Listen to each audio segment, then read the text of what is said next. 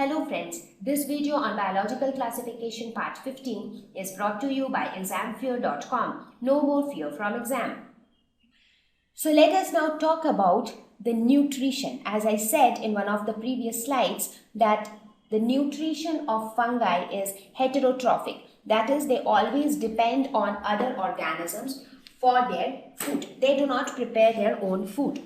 So now let us see how exactly do they depend on others for their nutrition. They are heterotrophic. Some are saprophytes, that is, they feed on dead and decomposed matter. As we all know, sapro means rotten, phytes means plants. So feeding on dead plants or animals, they are called saprophytes. So fungi are saprophytes. That you would have seen it for yourself whenever something rottens. You will see these kind of structures of fungi there because they love these kind of nutrition. Examples of fungi which are saprophytes would be yeast, mushroom. You generally see such things on dead or decaying objects. However, they can also be parasitic. So some fungi can also be parasitic, that is, they can depend on other living plants or animals and obtain their nutrition from them. But at the same time, they can also cause disease because they are going to stay inside the body of another plant or animal.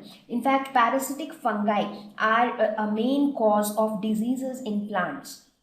For example, here you can see in the picture, you see this fungus beech strawberry, which causes cancerous galls on beech trees. So on these trees, you see these cancerous galls. These are caused by the fungus called beech strawberry. Similarly, if you look at this sheep, you see it has got facial eczema. You see some fungus-like structure. This is facial eczema and it is caused by a fungus, Pithomyces chartarum. So different types, there are fungi with different types of nutrition. So these fungi are parasitic in nature. They live inside the body of another plant like the beech tree or animal like the cattle or sheep here, and then they obtain their nutrition from these organisms and in turn can also cause diseases in them. So that is another mode of nutrition. Some fungi can also exist in symbiotic relationship with other organisms. Now, what is this symbiotic relationship? So when I say symbiotic relationship, it means a relationship in which both the organisms are benefited from each other.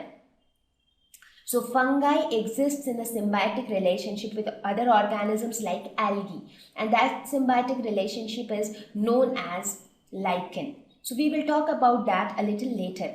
So we see that fungi can be heterotrophic in terms of feeding on dead matter, being saprophytes. So the examples are mushroom and yeast. It can be parasitic. You can see the examples here. Or it can exist in a symbiotic relationship, and the example would be lichen. Okay. So with this, let us now talk about symbiosis. Just now I told, right, it can exist in symbiotic relationship where both the organisms get benefits from each other. Let us talk about symbiosis in little more detail. So what kind of relationship am I talking about? An association between two or more species where one or both are mutually benefited. So let us look at this example which is shown on the screen where you see a honeybee is sitting on a flower. So who do you think in this association, who do you think gets benefited? Well, in this case, both of them gets equally benefited. That's because the honeybee gets nectar from the flowers and that is why it is here. At the same time, the honeybee helps in pollination for the flowers. So the flower is also getting benefited. So both of them are dependent, or they are not dependent, but they get benefit from each other. And this kind of association where not necessarily both should get benefited, maybe one of them get benefited or both are get benefited, this kind of association is known as symbiosis. So let us look at the various symbiotic relationships. So even under symbiosis, there are many different types of symbiotic relationships. They are given different names depending upon whether one organism gets benefited or both gets benefited, or how it is. So let us look at the different relationship. The first is obligate relationship. What is obligate? The word obligation. What does it mean? Obligation means something related to compulsion, right? We often use this term in our day-to-day life that this job is an obligation to me. That means it is a kind of constraint to me. So this relationship means organisms completely depend on each other for their survival. So they need that organism. Without that organism, they cannot survive. For example, if you take an example, let us suppose I give you one example. If I say that, let us suppose if you love pizza, but does that mean that you cannot survive without pizza? No, right? If you get it, you are happy, but even if you don't get it, you are okay with it. You can survive with many other food materials. But if I say that you can't survive without food, then that is true, because you completely depend on food for your survival. So if you stop eating, it is difficult to survive, right? So obligate relationship means organisms completely depend on each other for their survival. They just can't do without each other. There is another relationship called facultative relationships. So this is exactly opposite of obligate relationship. Facultative means they are not dependent on each other for survival. However, if they are together, they can get benefits from each other. But it is not that if they are not together, they will not be able to survive. Then we have ectosymbiosis. Ecto. The word ecto means outside. So ectosymbiosis means one organism lives on the other. So one organism will live on the other organism. There is another one called endosymbiosis. The term endo means inside. So here one organism lives inside the other organism. For example, one best example for endosymbiosis would be, I was telling you, right, that organisms like bacteria sometimes live inside our body. So that is an example of endosymbiosis, because one organism, that is bacteria, is living inside the other organism, that is human beings. Clear? So these are the 4 types of symbiotic relationships. So now let us look at some examples to understand these terms even better.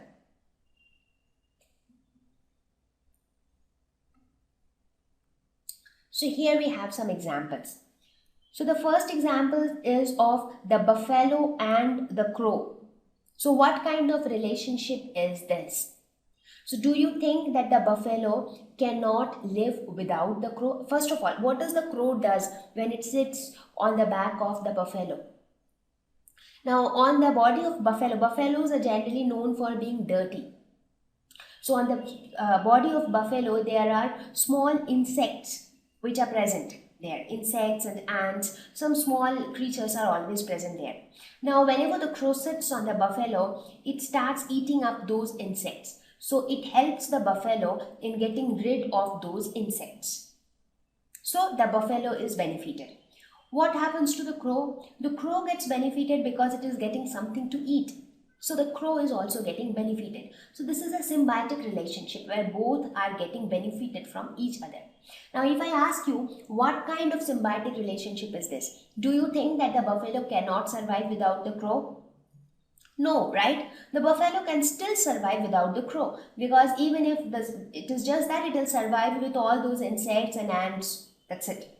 But it is not directly dependent on the crow for its survival. But if the crow is there, it gets some benefits. So that means it is a facultative relationship. So this is a facultative symbiotic relationship. The next example is of the flowering plants and the honeybees. Here if you see, the honeybees get their nutrition from flowers, that is the nectar.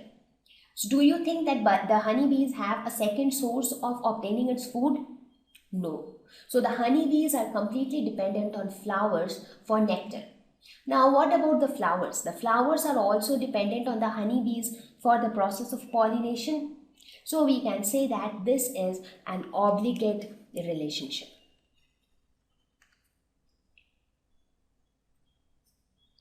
The relationship between human beings and their domesticated animals. So what do these domesticated animals do? They do as their master says. So they help the masters. And what happens to the human beings?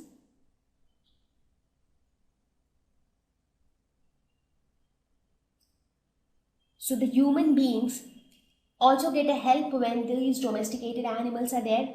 But do you think that they cannot survive without each other?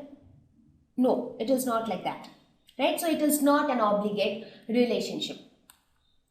Again, if you take the example of lice present on the hair, you know, right, what is lice? I mean, if it is present in your hair, it keeps sucking blood from the skin. So the lice gets benefited. But what about the human beings? Our blood is going out, right? So what kind of symbiosis is this? The one organism lives on the other organism. So this is an example of ectosymbiosis. Again, the microorganisms like bacteria being present inside the human body, so they get nutrients from the body. They can cause harm to the human, they cannot cause harm to the human. That again depends. But this is an example of endosymbiosis, that is one organism living inside another organism. Then you have the most popular example of symbiosis, that is lichen, which is a symbiotic relationship between algae and fungi. So here you can see these green colored structures are the algae and the yellow colored structures represent the fungi. So they are again both dependent on each other and they cannot live on their own. So this is an obligate relationship. So this is an example of obligate relationship. This is an example of ectosymbiosis. This is an example of endosymbiosis. So these are some of the examples of different symbiotic relationships.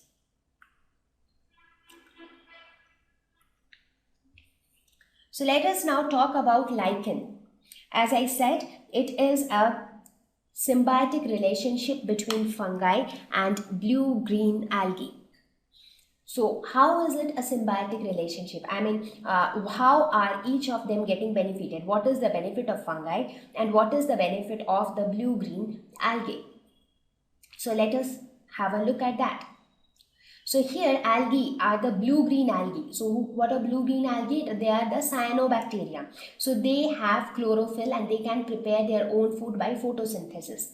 So these algae can perform photosynthesis. So it can prepare food. So the fungi can get their food from the algae. So the algae is like a cook.